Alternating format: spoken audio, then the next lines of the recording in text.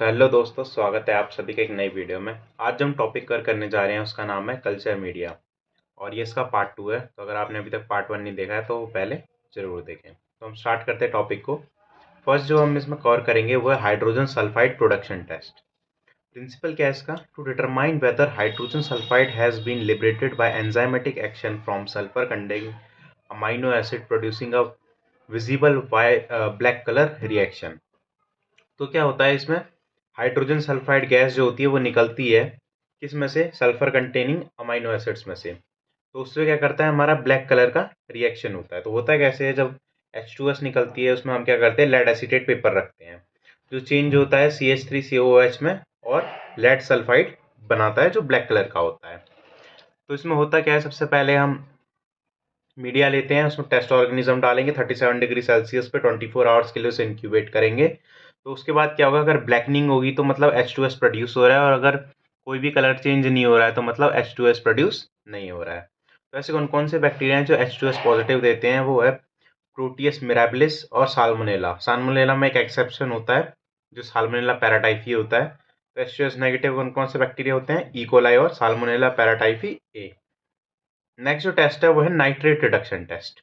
इसका प्रिंसिपल क्या होता है? The test determine upon the presence of enzyme nitrate reductase which reduce nitrate to nitrite और free nitrogen gas. तो इसमें क्या होता है कि एंजाइम प्रेजेंट होता है बैक्टीरिया के पास जिसे हम नाइट्रेट रिडक्टेज कहते हैं। ये क्या करता है, नाइट्रेट को नाइट्राइट में चेंज कर देता है या फिर नाइट्रेट को डायरेक्ट नाइट्रोजन गैस में कन्वर्ट कर देता है। तो क्या होता है, नाइट्रेट अगर नाइट्रेट में ही रहेगा तो उसे हम क्या कहेंगे, नॉन रिड्यूसर। अगर नाइट्रेट नाइट्राइट में चेंज हो गया तो हम सिंपल रिड्यूसर कहते हैं। ये किसकी वजह से दिखता है हमें? सल्फोनिलिक एसिड और अल्फा नेप्थाइल अमीन की वजह से। इसमें क्या करता है, रेड कलर दिखता है। तो मतलब हम कंफर्म कर पाते हैं कि नाइट्रेट जो है वो नाइट्राइट में कन्वर्ट हो चुका है। नेक्स्ट, अगर नाइट्रेट अगर डायरेक्ट कन्वर्ट होता है नाइट्रोजन गैस में तो उसे क्या कहते हैं, सुपर रिड्यूसर कहा जाता है। तो इसका प्रोसीजर कैसे होता है? सबसे पहले हम नाइट्रेट ब्रॉथ लेते हैं। वो कुछ भी हो सकता है, पोटाशियम नाइट्रेट हो सकता है, फिर सोडियम नाइट्रेट हो सकता है। उसमें टेस्ट ऑर्गेनिज्म डालेंगे 37 आवर्स के लिए 37 डिग्री सेल्सियस पे 24 आवर्स के लिए उसे इंक्यूबेट करेंगे। तो नाइट्राइट में चेंज हो जाएगा। तो हमें पता कैसे चलेगा कि वो नाइट्राइट में चेंज हुआ है या फिर नहीं भी हुआ है? तो उसमें हम डालेंगे सल्फोनिलिक एसिड और अल्फा नेप्थाइल अमीन डालेंगे। तो अगर वो नाइट्राइट में कन्वर्ट हो चुका है तो क्या देगा? रेड कलर देगा। लेकिन हमें अभी भी नहीं पता है कि वो कुछ पार्ट अगर कन्वर्ट हुआ है या कुछ पार्ट बचा हुआ है कि वो नाइट्रेट है या फिर नाइट्रोजन गैस है। उसे कंफर्म करने के लिए हम इसमें क्या डालेंगे, जो नॉन रिड्यूसर वाला पार्ट है। एक पार्ट का तो पता चल गया हमें कि वो नाइट्रेट से नाइट्राइट में चेंज हो गया है, लेकिन दूसरे पार्ट में अभी भी नहीं पता कि वो नाइट्रेट है या फिर नाइट्रोजन गैस है। उसे कन्वर्ट करने के लिए हम उसमें जिंक डस्ट डालेंगे।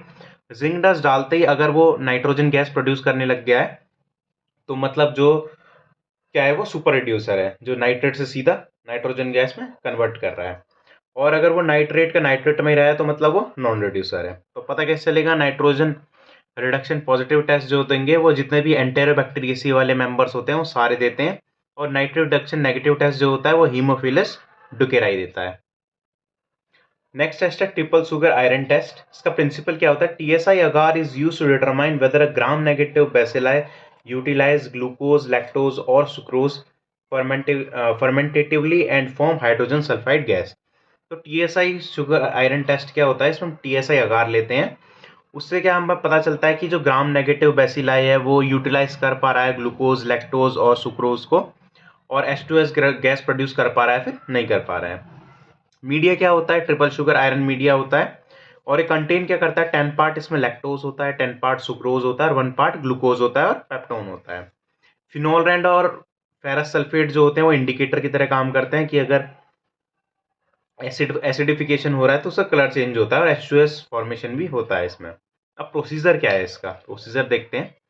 Bacteria attack simple sugar sucrose first and then lactose and sucrose. तो बैक्टीरिया क्या करेगी? सबसे पहले जो सिंपल शुगर होती है सुक्रोज उसे अटैक करेगी सबसे पहले, और फिर उसके बाद लैक्टोलोज करेगा और उसके बाद ग्लूकोज को करा जाएगा।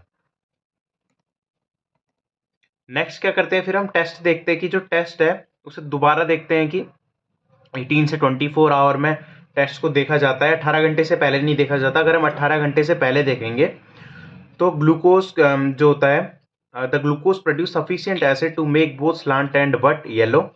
And thus giving wrong interpretation. अगर हम 18 घंटे से पहले देख रहे हैं तो ग्लूकोज क्या करेगा, दोनों जो हमारा बट वाला पार्ट होता है टेस्ट ट्यूब का और जो स्लांट वाला पार्ट होता है, दोनों को क्या कर देगा, एसिडिफाई कर देगा, जिसकी वजह से जो कलर है वो येलो दिखेगा। तो हमारी क्या होती है, रॉन्ग इंटरप्रिटेशन हो सकती है।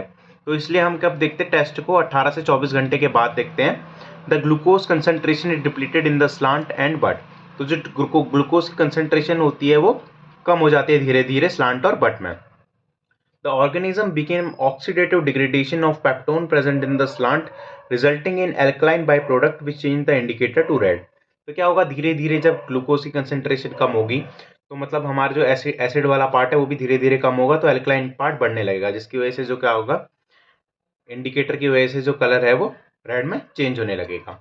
Certain bacteria produce H2S which is a colorless gas। H2S combined with ferric iron and form ferric salts। तो कुछ बैक्टीरिया ऐसे होते हैं जो H2S गैस को प्रोड्यूस करते हैं जो कलरलेस होती है। To form hydrogen sulphide as a black precipitate and thus blackening of the medium. तो उसमें क्या करते हैं हम, H2S के साथ क्या करते हैं, फेरिक आयरन कंबाइन करता है, तो गैस जो होती है वो कलरलेस होती है, उसका हमें पता नहीं चल पाता, तो उसमें हम क्या करते हैं, फेरिक आयरन डालते हैं। अगर गैस H2S गैस प्रोड्यूस हो रही है तो उसमें कैसे दिखेगा, हमें ब्लैक प्रेसिपिटेट दिखेगा बॉटम में मीडिया के। ये टेस्ट ट्यूब है, अच्छा हम इसे इंक्यूबेट करेंगे 37 डिग्री सेल्सियस पर 24 आवर्स के लिए।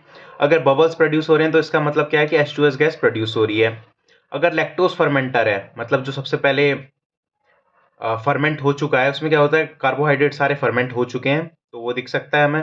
या फिर नॉन फर्मेंटर है, रेड का रेड कलर ही रह रहा है, मतलब एसिडिक नहीं हो रहा है, बेसिक ही रह रहा है, तो नॉन फर्मेंटर है।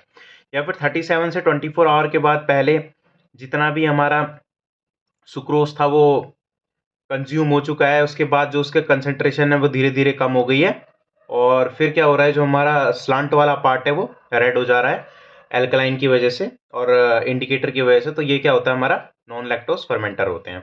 अब कौन कौन से ऑर्गेनिजम्स हैं जिनमें हमारा स्लांट बट H2S और CO2 कैसा दिखता है। इकोलाई जो होता है उसमें स्लांट और बट एसिडिक होता है, H2S गैस प्रोड्यूस नहीं होती है, CO2 गैस प्रोड्यूस होती है। क्लेप्सिला में एसिडिक होते हैं स्लांट और बट दोनों, H2S गैस प्रोड्यूस होती है और CO2 गैस एब्सेंट होती है। साल्मोनेला में स्लांट कहते हैं एल्कलाइन होता है और जो बट होता है वो एसिडिक होता है। तो ये क्या होता है, H2S गैस प्रोड्यूस होती है और CO2 एब्सेंट होती है। सिजेला में क्या होता है, एल्कलाइन होता है और जो बट जो होता है वो एसिडिक होता है, H2S और CO2 दोनों एब्सेंट होती है।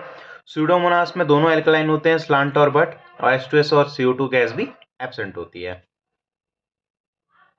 नेक्स्ट हम देखते हैं फिनाइल एलेनिन डीएमिनेज टेस्ट। इसमें क्या होता है, phenyl alanine deaminase determine whether the organism possesses the enzyme phenyl alanine deaminase that determines phenyl alanine to phenyl pyruvic acid which react with ferric salt to give a green color।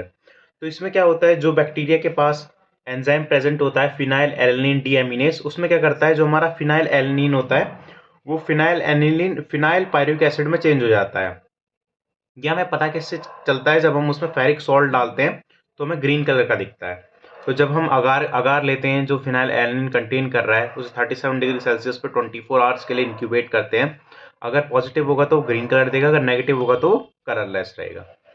ठीक है, तो ये positive कौन कौन से bacteria होते हैं, जो प्रोटियस होता है स्पीसीज, मोरेगनेला होती है, प्रोविडेंसिया होती है, वो सारी क्या होती है, पीपीए पॉजिटिव देते हैं। और पीपीए नेगेटिव कितने जो होते हैं, जो भी हमारे एंटेरोबैक्टीरियसी के जितने भी मेंबर्स होते हैं बचे हुए, वो सारे हमारे पीपीए नेगेटिव टेस्ट देते हैं। नेक्स्ट हम देखते हैं bile solubility test. Bile solubility test का प्रिंसिपल क्या है, the bile solubility test is used to presumptive identification of Streptococcus pneumoniae. ये एक सेलेक्टिव टेस्ट होता है जो स्ट्रेप्टोकोकस निमोनिया के लिए किया जाता है, किसकी प्रेजेंस में, बाइल सॉल्ट की प्रेजेंस में। ये क्या होता है, जो ऑर्गेनिज्म है उसकी सेल वॉल जो होती है वो टूटती है, किसकी वजह से, जो उनके पास ऑटोलिटिक एंजाइम प्रेजेंट होता है एमाइडेज, और फिर उसके बाद वो रिएक्ट करता है बाइल सॉल्ट के बाद, जिसकी वजह से टर्बिडिटी दिखाई देती है। तो हम प्रोसीजर देखते हैं इसका। सबसे पहले हमारे पास सीरम वाटर होता है जिसमें टेस्ट ऑर्गेनिजम्स को 37 डिग्री सेल्सियस पे 24 आवर के लिए इंक्यूबेट करते हैं।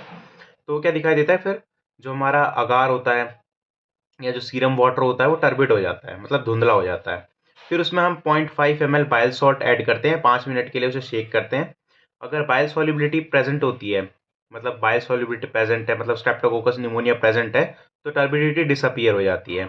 अगर बाइल सॉल्युबिलिटी एब्सेंट है तो टर्बिडिटी रहती है उसमें। तो ये होता है पॉजिटिव और नेगेटिव टेस्ट फाइल सॉल्युबिलिटी का। सो थैंक यू गाइस, इस वीडियो में इतना ही। नेक्स्ट जो हम सीरीज शुरू करेंगे वो बैक्टीरियोलॉजी की शुरू करेंगे, उसमें कंप्लीट बैक्टीरियोलॉजी पढ़ाई जाएगी, तो प्लीज़ लाइक से सब्सक्राइब जरूर करें। Thank you.